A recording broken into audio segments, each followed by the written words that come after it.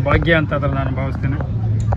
ಕಳೆದ 2 ವರ್ಷಗಳಿಂದ ನನ್ನ ಹುಟ್ಟುಹಬ್ಬಕ್ಕೆ ಕುಟುಂಬದ ಸಮೇತವಾಗಿ ಹೊರಗಡೆ ಹೋಗಿದ್ದಕ್ಕೋಸ್ಕರವಾಗಿ ನಮ್ಮ ಅಭಿಮಾನಿಗಳಾಗಿರ್ಬೋದು, ನನ್ನ ಸ್ನೇಹಿತರಾಗಿರ್ಬೋದು, ನಮ್ಮ ಕಾಂಗ್ರೆಸ್ಸಿನ ಮುಖಂಡರಾಗಿರ್ಬೋದು ಅವರು ಸಿಕ್ಕಿರಲಿಲ್ಲ.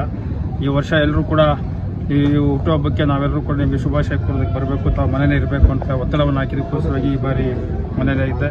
ಬೆಳಗ್ಗೆ ತಾನೇ ಕುಟುಂಬ ಜೊತೆ ದೇವಸ್ಥಾನಕ್ಕೆ ಹೋಗಿ ಬಂದು ದೇವರ ಆಶೀರ್ವಾದನ ಪಡ್ಕೊಂಡೆ. ಈಗ ನನ್ನ ಸ್ನೇಹಿತರುಗಳು ಸುಮಾರು ಜನ ಬಂದು ನನಗೆ ಇವತ್ತು ಹುಟ್ಟುಹಬ್ಬದ ಶುಭಾಶಯ ಹೇಳ್ತಾರೆ. ಅದೇ ನನಗೆ ಭಾಳಷ್ಟು ಆಶೀರ್ವಾದ ಅಂತ ನಾನು ತಿಳ್ಕೊಂಡಿದ್ದೀನಿ. ಶುಭ ಕೋರಕ್ಕೆ ಬಂದಂಥವ್ರು ಎಲ್ಲರೂ ಕೂಡ ಭಗವಂತ ಆಯುರಾರೋಗ್ಯ ಐಶ್ವರ್ಯನ ಕೊಡಲಿ. ನನ್ನ ಹುಟ್ಟುಹಬ್ಬಕ್ಕೆ ಅವ್ರು ಯಾವ ರೀತಿ ಶುಭಾಶಯನ ಕೊಡಿದ್ರು ಅದೇ ರೀತಿಗೆ ಮುಂದಿನ ದಿನಗಳಲ್ಲಿ ಅವರ ಭವಿಷ್ಯ ಕೂಡ ಉಜ್ವಲ ಆಗಿ ಬೆಳೀಲಿ ಅಂತಕ್ಕಂಥ ದೇವರಲ್ಲಿ ಪ್ರಾರ್ಥನೆ ಮಾಡ್ತಾರೆ. ಯುವ ಕಾಂಗ್ರೆಸ್ನವರು ಇವತ್ತು ನನ್ನ ಹುಟ್ಟುಹಬ್ಬದ ಪ್ರಯುಕ್ತವಾಗಿ ಒಂದು ಮೆಡಿಕಲ್ ಕ್ಯಾಂಪು ಮತ್ತು ಬ್ಲಡ್ ಡೊನೇಷನ್ ಕ್ಯಾಂಪನ್ನು ಇಟ್ಟಿದ್ದಾರೆ. ಯಾರೋ ಬಡವರಿಗೆ ಅದು ಉಪಯೋಗಕ್ಕೆ ಬರಲಿ ಅಂತಕ್ಕಂಥ ದೃಷ್ಟಿಯಿಂದ ಇವತ್ತು ಕೆಲಸವನ್ನು ಮಾಡಿದ್ದಾರೆ. ಅವ್ರಿಗೂ ಕೂಡ ಕೋಟಿ ಕೋಟಿ ನಮಸ್ಕಾರ ಹೇಳಲಿಕ್ಕೆ ಇಚ್ಛೆಯನ್ನು ಪಡ್ತೇನೆ. Thank you sir.